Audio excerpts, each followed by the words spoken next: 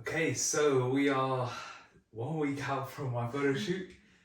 I decided to do something a little bit different today. I was gonna sit and record around sort of like the journey so far in this road to vegan shredded, but I thought I'd do something a little bit different and bring Chandni on for this episode and ask her what she thinks it's been like, but also to really touch on a topic that I think is not spoken about enough, and it's how to how to ultimately deal with your spouse when they're aggressively dieting. I think for the most part, it's not an issue, but there are periods of this process when you're trying to get into extremely incredible condition that it does require some sacrifice as a relationship. But more than anything, it requires a lot of understanding.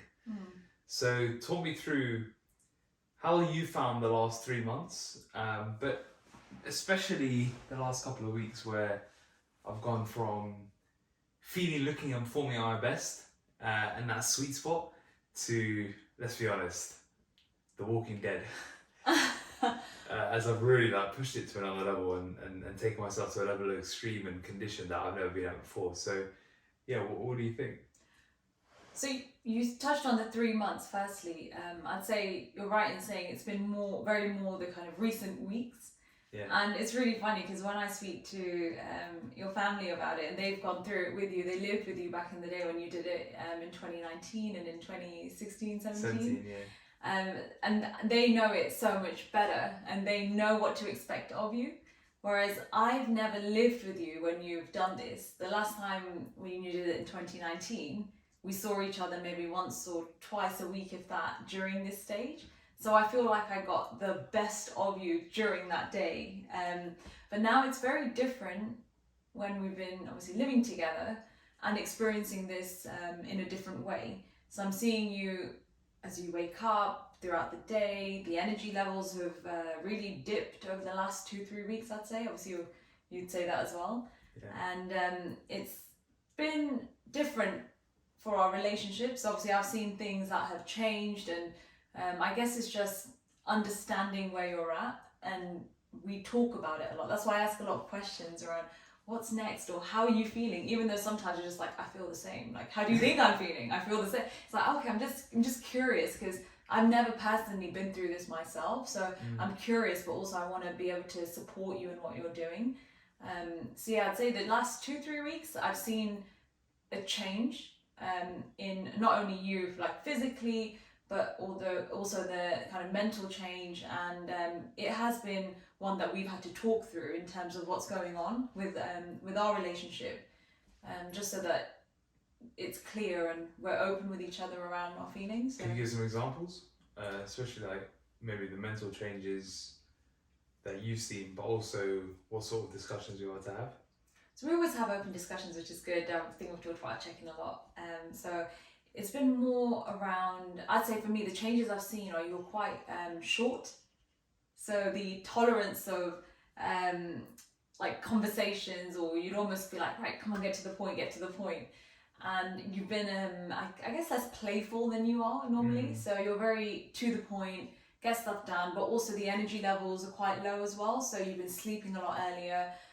When I'm wanting to do stuff, it may be that you don't want to join, or you can't join because you mentioned, it's good to give an update as to how you're feeling, because that's why I'm really curious as well. But you tell me your legs feel like lead, that you're struggling to walk, and the energy, but you've still come to things, which has been really nice, and I really appreciate that as well. Yeah. That we managed to make it work from that perspective, and it's just understanding where you're at. So when you're saying to me you've got low energy levels, like, okay, cool, well, what else can we do? And where can I add my value? So instead of doing a dinner out or drinks or meeting people, we'll just go for a walk, or we'll do things that fit into your schedule. And that's really nice because it still gives us our quality time. And I'd just say the mental challenge from what I've seen is of you grinding. I haven't seen anyone or experienced this with someone that they're putting themselves through this much stress. And I'm still like, wow, how do you do it? And I know you are the best person to do it because I know you can do it, but it's hard to see as well from a partner perspective, just seeing the stuff that you're going through, how you're feeling. And And I know you like it, and I know you want to do it, because I'm always like, oh, when you say, oh, I feel like this, I'm like, oh, and you're like, don't feel sympathy for me, like, don't give me sympathy. I choose to do this, and it's just me getting my head around that as well. Because the first thing, my instinct is, how can I support? How can I make things easier or better for you? But you're just like, I'm doing this to myself. I chose this path. This is what I want to do, and I also understand why it's so important for you as well. So yeah, well, what are some of the mental changes that you've seen? Obviously, this is from my perspective. Well, I think I still need to come out the other side in order to properly digest it. But one thing I would say is, just on that point of like, I choose to do this and I like doing this. I think we were in a coffee shop on Saturday, and I was just sitting there spaced out, I don't know, like probably hallucinating or something. And I said to you, as hard as this feels, I also have a really sick sense of loving it. Like I just love that push and that dig into like going to places that are challenging me and way out of my comfort zone, because I don't think I've never taken it this far before. You know, on Friday night, we found a good lighting spot and saw like where I'm at condition wise, and I was like, holy moly, like we are lean, like we are very, very lean right now. But I've never been this far. I've never taken it this far, and you know, in the past I'd stopped at 71. Whereas this time I experienced life below 70 is a different ballgame mentally, emotionally. Like I definitely feel in the last week or so I've been a bit more anxious, a bit more wired, sleep's not been as good. And I know this is not healthy. Like I know where I'm at now is not healthy. Like there's a point where I feel good, I look good, I'm performing at my best cognitively in the gym, in our relationship. Everything was like firing all cylinders. And then after I got down below a certain point, I think below 71, and then especially below 70, energy levels have just been like really like a real battle. But I think also just the mind is constantly churning, it's very scatty thought, and strength is low, libido is non-existent. It's all very like this is the body in survival mode. And it's in like there's a lot of stress on my body right now, and even just recording this podcast has been like I've been putting it off for like 3-4 days, right? We've been saying to you, we need to record a podcast, and I was like, well, we need to get it out now, right? Yeah. It should have been out today, but it's just that every when you're at this point, you just got to play the energy game and conserve it, and yeah, like your legs feel like lead. And every day is like, yeah, it's a grind. But at the same time, I have this sick sense of enjoyment out of it, and I really enjoy the challenge of it, because I know for me, every time I push myself physically to this level, there's a lot of emotional, mental growth on the other side, and personal growth. And I think you can only get this from a few things in life, where you have to completely immerse yourself into an experience. So for me, bodybuilding, extreme body composition, extreme body transformation, the reason why I love it is because it's a 24/7 endeavor that requires you to be all in, all immersed into a lifestyle and into yourself, where you put yourself as a priority for a period of time, and you just see how far it's going to push it.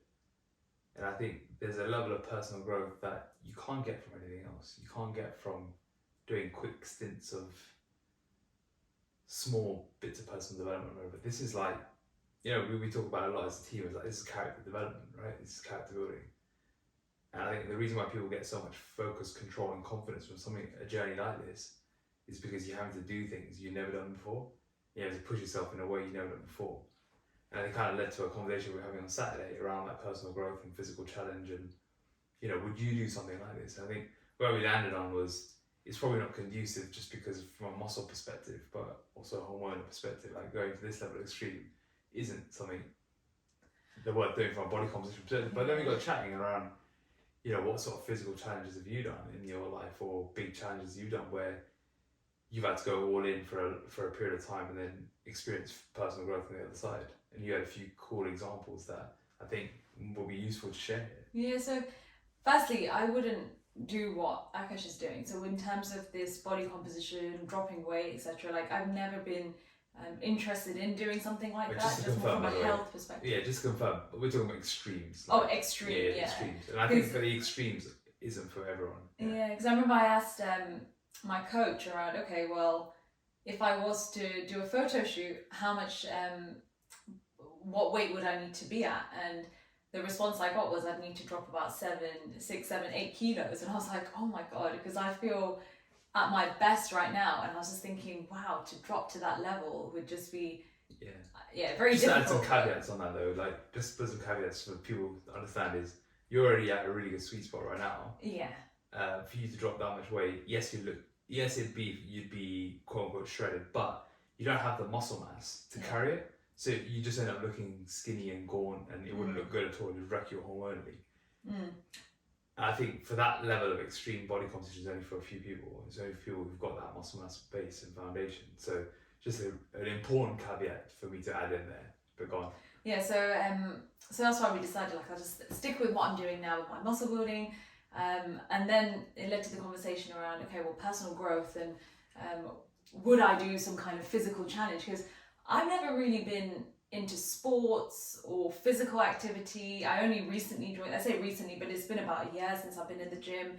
And even of that year, I feel like I've only been doing it properly, probably for the last 6 months, properly. Outside of that, I was like, I don't know what to do with the weights, how to use the machine. So I've never really been into that. I've just stayed away from it. But the one thing that I have loved is hiking, climbing, doing outdoor activities. And when Akash asked me about, what physical challenge have you done? And I did a 10K run, which was completely out of my comfort zone because I'm not a runner, and the thought of it just stressed me out. But I signed up for, it was a personal challenge that I was doing alongside my family members. And that was hard. I remember training for it, but I don't feel like I got the same benefits as you're saying now. For me, it was just a game. I was like, right, I'm going to train and I want to get it my time under an hour, and that's what I'm aiming for. But it was just a bit of fun. So I did train and I felt incredible after it, thinking I could only run for a minute and then I'd be out of breath, and now I can run for 10 kilometers straight and be okay. And it was such an achievement, just seeing what my body could do through the training that I was doing. I did take it quite seriously because I was like, I do want to get a good time. And then I was thinking about other challenges that I've done, but I've never really, again, seen them as challenges. And one of them was, I've done a lot of solo travel in the past, and one of the trips that I did was to Peru, where I climbed a mountain. And at the time, I remember signing up for it. Everyone's like, you have to do the Machu Picchu trek. And it was one of the mountain treks there. And I was like, yeah, sure, it'll be fine. Like, I can do it. I hadn't trained for it. I was in not so good of a physical condition. And I signed up to it thinking, it would be a breeze. Didn't really know what it was. I was like, let me just go and do it. And I got there and it was really challenging. I believe it was about 75, 80 kilometers in total over 3 days. The altitude was insane. I remember climbing and every 2 steps I'd be out of breath. Up at 5, 6 in the morning, sleeping at 6, 7 p.m, 8 p.m. Like, that's when we got to our next campsite. It was sleeping outside in the cold, in tents, sleeping bags, no showers, no toilets.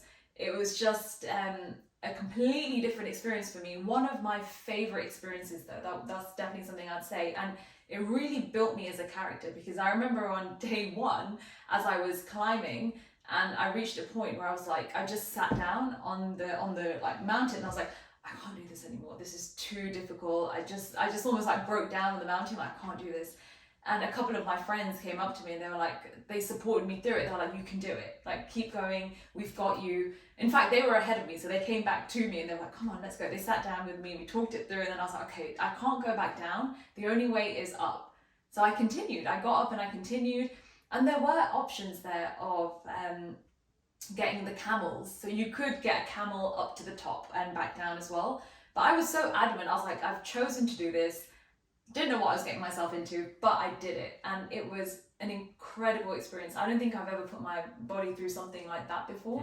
It's not necessarily that kind of a physical challenge where you're getting shredded or what it is, but it was completely different, and it did test me because you're just away from everything. You're on your own almost doing this, and you're doing it for yourself, and it's challenging. My legs were aching. Yeah. Well, I think the wider message on that is like, yes, it's a difficult challenge. It was only like a few days, right? Yeah, 3.5 days. I think the bigger challenge around it that really probably built your character was the fact that you went solo traveling around South America.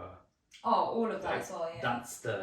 That's the immersive experience that I think we're trying to relate to here. It's like everyone should find things which they do that push them out of their comfort zone, but for an extended period of time, so they can really get that growth.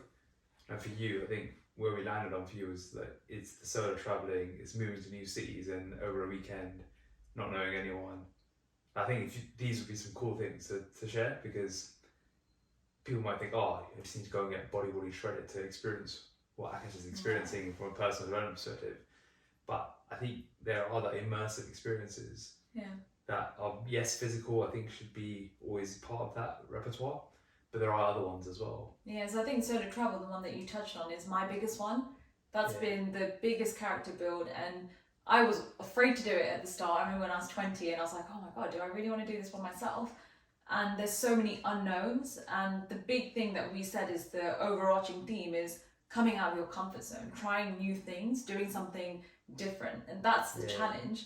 So thinking to myself, I'm going to be going to another country by myself, don't know anyone, don't know where I'm going, as a woman as well, and there's so many things that could happen, the fear that came around it for me. And once I did my first trip, I was like, right, let me take it to the next level and continue going to more dangerous countries, should I say, but that was purely for the experience that was there in terms of the sightseeing. Some of these countries have got amazing things to see, and just because they have a bad rep, it doesn't mean that you can't go. And this is something that I really promote, because when things come your way, so I remember one of the events, for example, I've been mugged twice actually in South America, and I was by myself, and it's like, how would you deal with that situation? What do you do? It's so out there.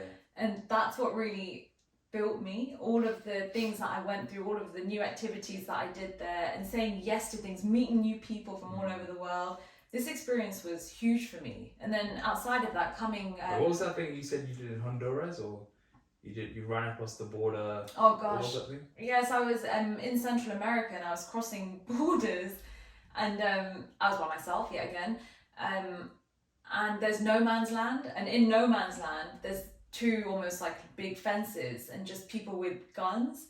And I was told at the start, you just need to look straight, walk through, do not make eye contact with anyone, and just keep going. And I was like thinking, oh, it's going to be fine. And when I got there, I was like, damn, this is a bit intense. And I remember there being my back, I had a backpack, which was a larger one on my back, one on my front, and I was just like trying to look down and keep going, and there were other people passing, and it just felt very uncomfortable. I was scared as hell. I was just there like, oh my God, what the hell am I doing in this no man's land, where you can just get attacked, and it's just crazy. And I did it, and at the other end, I met a couple of met a brother and sister from Israel, who I then started continuing traveling with, which was quite nice. But yeah, there's all these new experiences that I would never have thought I would have done. And I sometimes look back, we said this, I sometimes look back and think, how did I go to all these countries on my own? Because now obviously I have you to share them with, which is amazing. And I did it on my own because I didn't necessarily have someone to share that experience with at the time, or it didn't quite match up to my friends' schedules. And I was thinking, I don't want that to stop me from doing something that I really want to do. And although it became a challenge, every single trip, I say there was an element of fear before going. Excitement was always there, but the underlying theme was like, I'm scared because what's gonna happen? I remember every time saying bye to my mom and being like, I'll see you in 3 months, or I'll see you in 2 months, I'll be in touch. And you just don't know, do you? And you see all these stories on the news around things that happen all over the world, and to backpackers and travelers and whatnot, and you just don't know. So yeah, it's the excitement, but the fear. I guess that's similar to kind of. You said that was a solo travel, and what else? Moving cities. Yeah. So there's moving to new places by myself. So when I was 23, after I graduated, I got my first job, and it was up north, and I'd never been to that city. It was York. And when I was there, it was amazing. I moved there not knowing anyone, and it was amazing. Like, it was a very good experience. And from there, I was like, wow, this is quite nice, living by myself or living somewhere new. And then with my work, it just happened to be that they were moving me around at a quicker pace. So I was moving to different cities, sometimes at the drop of a hat. So on a Friday, I'd be told, by the way, your new placement is on Monday, and it's up north in Carlisle, so you're moving. And I'm like, oh, what? I don't have accommodation, I don't know what to do. And it's just like, oh, I'll just get a hotel for 2 weeks, figure it out. And it's like, oh, okay, cool. And it's almost having that flexibility, but not stressing out. It's almost understanding, okay, well, this is just a new challenge, and I can do it. Other people do it, I can do it. I think what all this builds is, it builds character, but it builds like your learning of acceptance. Yeah. And one of the things you think about in our communication is we don't have hissy fits, so we don't have, we don't like argue over silly things. And if things happen, it's like, it is what it is. Like, that's just it, right? And for example, like I slightly tore my supraspinatus last week, and I had people saying, "Oh, I'm so sorry to hear it. I feel really sorry for you." I was like, "Why? It just is what it is. Like, I'll just work around it." And so when I hear people, when I hear like these sorts of things, of like little things like injuries or like small things, which in my mind are they're small, but I think what you do when you push yourself to the extreme, the growth you get, a lot of it comes from acceptance, the ability to accept things as they come. And I think we were having a conversation around meditation, which I thought was really interesting. And I think there's lots of benefits to meditation. I've spoken about it on podcasts, and I have my own meditation journey. But one thing I've realized recently is the more physically active I am, and the more I push myself personally in the physical realm, the less I've relied on meditation, because I feel like I'm constantly in that sort of meditative state. But the other thing around it is, and it's just a watch out for people that do a lot of personal development. And we talk about journaling and meditation, we do all these things, right? But you can do these things, and then when life happens, it just falls on you like a ton of bricks. And suddenly, meditating when the situation is perfect is easy, right? Anyone can meditate when you have a nice morning routine and you're doing it then. But when life gets in the way, and you start complaining or get into a bad mood, or whatever the reaction is, especially if it's a negative reaction, throws you in a spiral where you're like binging on food or whatever you're doing, then it's like, well, has it actually done anything? And have you actually learned from it? And I think this is where really aggressive physical challenges or immersive experiences that you've described are worth their weight in gold, because it teaches you the ability to just push on when you're feeling like crap. And I think that's the big one, isn't it? It's when you're feeling like you just can't be arsed, you still go and do it, and you still put that step forward, and you still you just get on with it, right? And I think this way it just teaches you to just get on with life. And I feel like if we can curate many of the experiences as much as we can in a year, then it can teach you lessons to push forward and accept more things. Because the more you accept, the less you fight what's happening in life. When you fight what's happening in life is when you feel more stressed and anxious, etc. Yeah, it's really interesting, this acceptance piece, because I have built that, and I feel like you've really helped me with that as well. Like sometimes when something small happens, and obviously it's very different, so what I find small you might find big, course, so it's also understanding that everyone perceives things in their own way based on whatever situation they're in, which we get. But sometimes when I think something's big, and you'll be like, oh, like it's just this, and then it almost helps me put things into perspective, like, okay, yeah, it's not the end of the world. And although I might have my moment of, oh my God, like, why is this happening? It's like, oh, okay, it's easier for me to accept, right, let's just crack on. What can we do? Find the solution, let's move on. And not dwell on things. For me, it's just about keep moving forwards. If something's happened, great, let's get on with it and move forward. So, I think that acceptance piece is pretty big. Yeah, it's just like, no problems, only solutions. I keep hammering that message to everyone at the moment, especially internally. But it's just taking that approach to life ultimately, and just going with it. And it's just thinking, all right, cool, that is what it is. What can we do about it? that's the way to approach it. And I think focusing on what you can control, focusing on what you can do about things, is a much better way to approach it. I think the overarching message of today is that element of creating some level of orchestrated challenge where you can, and then supporting each other through it. You know, if you're doing this alone, then having a support network of friends. But if you've got a partner and you're listening to this with your spouse, then having those open conversations so that your spouse understands what you're doing, and understanding that it's their individual journey. Like, this is my individual journey, which is why when you ask me how I'm feeling, I'm like, yeah, it is what it is. I'm just doing this myself, right? But if you weren't supporting me through this, it'd make the experience much more stressful. Like, imagine if you were saying, why don't you do that? Why don't you do this? Have this, have that. It'd make things much harder, right? But it'd probably be a sign that actually we're not right for each other, or that we need to do a lot of work in our relationship.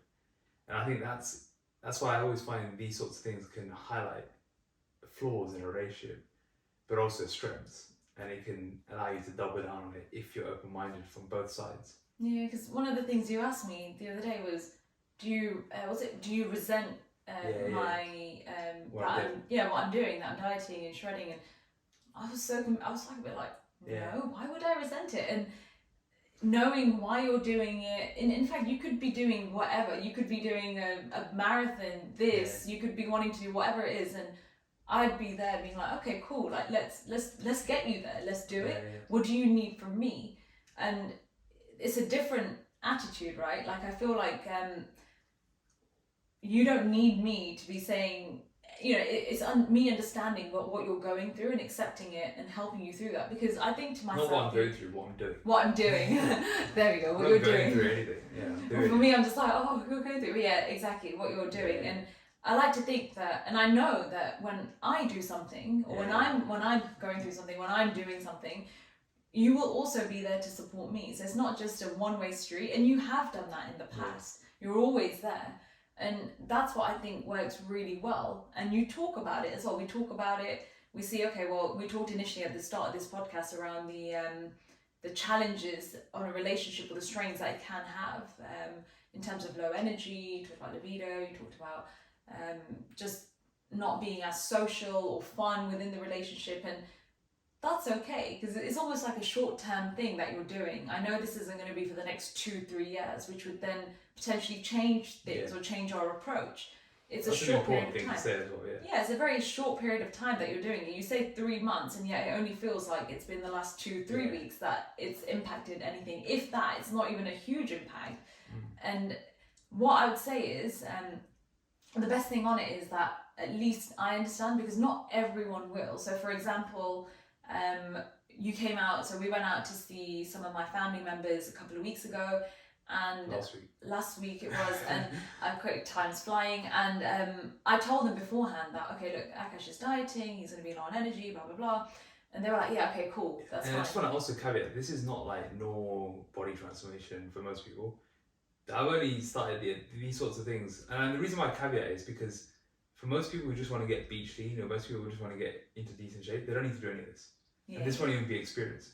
This is only for those extremes. And I feel like I need to keep reverting that, just because it's important to know the context of this as well. Like, what I don't want people to take away is like, oh yeah, you're dieting, so you stop your socials, you're low in energy.